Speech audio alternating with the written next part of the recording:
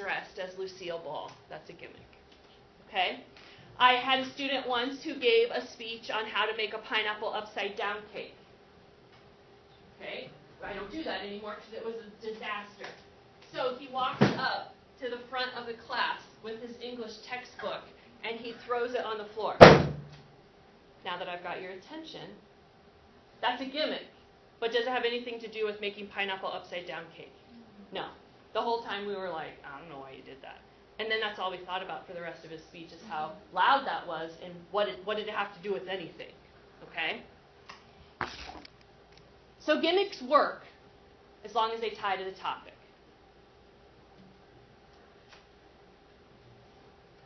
Okay. Refer to a historical event.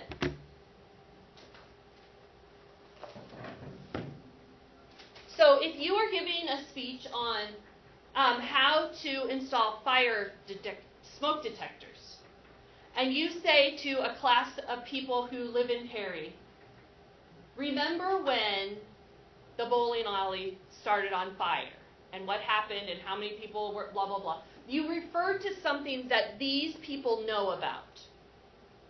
All right? Or I could say, remember when we had the tornado drill in the school. Make a reference to something that you know your audience already knows about, so you're drawing on that information. You already know about that. Or in this class, something that we've talked about in this class, some previous knowledge that class members will have. Okay, and telling a joke. This one is the last one. Telling a joke. I enjoy using humor in my speeches. However, whenever you tell a joke, you risk the chance that the class will not think that it's funny. And then you have to be ready for that. Are you ready for them not to laugh with you? Like me, I'm used to it. People don't listen to me talk. I say funny things all the time, and maybe one person will laugh because only one person is really listening to me.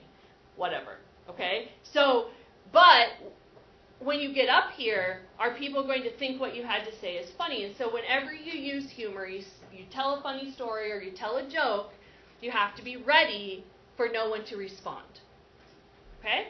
And if you're okay with that, then this really works. Because there's a quotation said, the shortest distance between two people is when they smile. So the easiest way to connect with your audience is to make them laugh. And then they're right there with you and they're interested in what you have to say. Okay? Make sure that the joke is clean and it refers to your topic. You can't just give a random joke and move on because then we're like, well, what in the world does that have to do with anything? Okay, those are, how many do you have? Attention-getting strategies. How many do you have written down? 7? Is that how many you have? 7, all right. Okay, here we go. These are conclusions. For some reason, the heading isn't up there. Wait, just a second.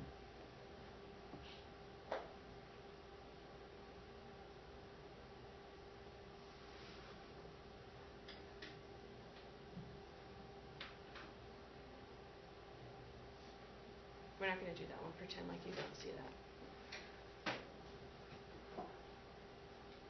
So you don't have to write these things down, but I just want to talk to you briefly about them. We already talked about this, not apologizing. Don't apologize because if you do that, it only draws attention to whatever it is you think is bad.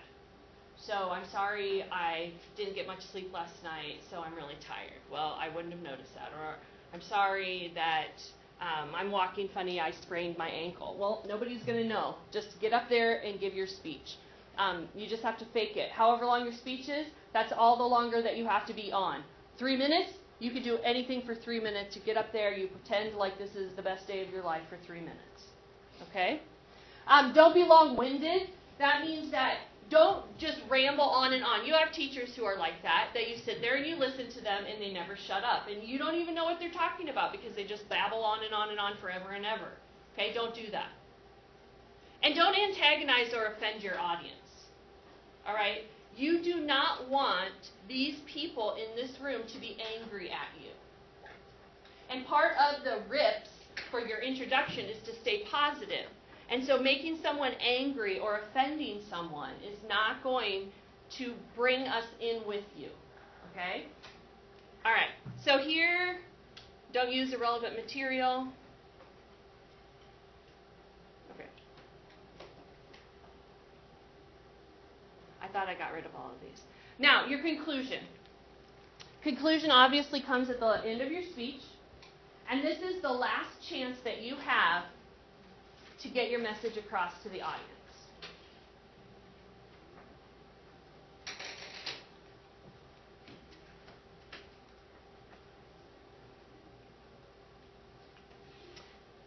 And then you have your conclusion has two main parts. You start with your thesis. Today I talked to you about, and then you end with a memorable statement. So in public speaking, you tell the audience what you're going to tell them, you tell them the information, and then you tell them what you told them. That way, when they walk out of the room, no one is ever like, oh, I can't remember what their speech was about. I've told you 3 times what it was about. By that time, by the end, you're like, oh, okay, I got it now. So this is the same as what was in the introduction, and then this is how you wrap up your speech.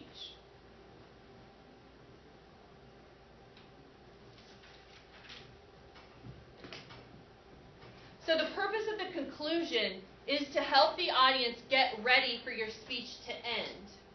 So when you start by saying your thesis, then we're all like, okay, he's done, he's getting there. And then when you finish, then we know. If you just stop talking and like, I'm done, then like you're abruptly, startling us. I didn't think you were even close to being done. And I'm done is not a conclusion, is not a memorable statement. So the same thing for your conclusions, the RIPS, relevant, involved, positive, stimulate. Memorable statements, all of the same things that you use for your intention getters. So all 7 of those things work in your conclusion as well.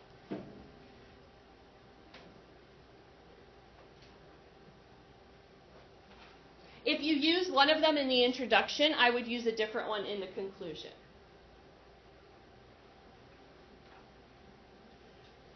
And then a challenge is one that you aren't going to want to use in your opening. But a challenge is when you ask the audience to do something and you expect action from them. So I challenge you all to wear your seatbelt. I'm asking the audience to do something in particular. Or I challenge you all to try my cheesecake, or to make a cheesecake, or whatever. Then the audience is like, oh, all right, I can do that.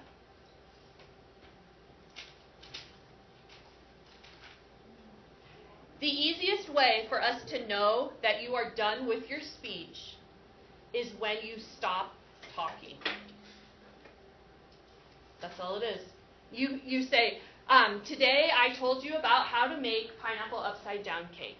I challenge all of you to go home, scour your cupboards, and find ingredients for pineapple upside down cake and make it for your family. Then I'm done. If you keep, and you're like, and then you'll want to do this, and I guess, and then, okay, well, I guess I'm done. Like, you don't need to tell me when you're done. All you need to do is stop talking, right? And then you're done. You're done. You also don't want to be like, I challenge you all to go home and find everything you need to make pineapple upside down cake, and then run. No. And then you, like, run back to your desk. No. You just take a deep breath. Let the audience applaud. Feel that accomplishment of you're done. And then once the audience starts to applaud, then you can walk back to your desk. All right? Questions about that?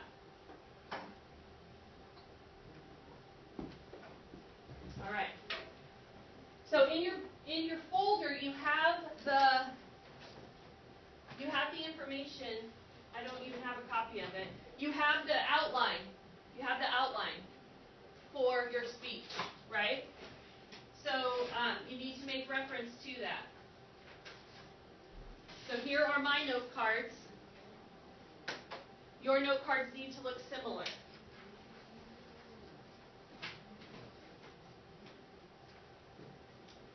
The technology gods have it in for me today.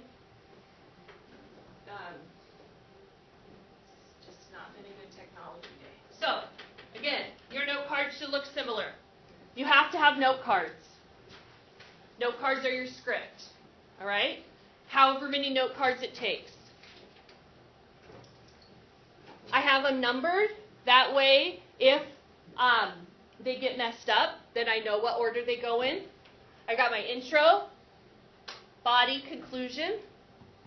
All right? And I have it just in phrases here because I know what I need to say. What did the little red stars mean? To change the slides. Right. So you'll have the clicker up here. And before you give your speech, it would probably be a good idea for you just to test the clicker a little bit. The clicker it runs on the computer, not on the projector, right? And so I hold it in my left hand, and the button that has the arrow wore off, that's the button you push. You just push it once, and it moves your slide forward. And if I only push the clicker where this dot is, then I don't really need to look at my slides very much. I look at them briefly so that I know I'm on the right spot, but I have my note cards in front of me, and that's what I'm speaking from. You're not speaking from your slide. Because if your slide has too much information on it, then there's no purpose for you. There's no reason for you to even stand up there. We can just read the slide. Okay? Questions? Each speech should have at least two main points, the materials and the steps. Like you can add in there like why this is your favorite, and that would give it 3 main points if you want, or the purpose behind it. It's totally up to you. Those are nice note cards. I have note cards also. I'll leave some up here if you need to take some. If your handwriting is atrocious and you cannot read it, if you want to type it up but it still looks like this, you can do that and use the piece of paper. I used to be against note cards. I never understood the purpose for them. Like, why put it on this teeny tiny piece of paper when I can just put it on a normal sized piece of paper? But I don't know. Some people like them. I don't, but what else? Okay? Speeches are due when? Thursday. Everybody is ready to go on Thursday. Next Thursday. Right. We don't have class tomorrow. Career fair. Having a baby in? Who's that now? Having a baby in? I can't change diaper? In the career fair? Yeah. Or in your speech? My speech. We did talk about not having live participants. Yeah, you can bring a doll. Is that really what you're going to give your speech on? Yeah, how to change a diaper. Okay. Do you know how to do this? Okay. You just put the baby on his bag. I know how to do it also. Okay. So, in the remaining time, you have a variety of things that you're working on. Oh, I have been actually grading some things, and there are only 3 people that handed in their emails. So if you haven't done your emails, that needs to be done. You need to check Google Classroom. Your letters, some of those aren't done either, and your research paper. Okay? So you have about 15 minutes.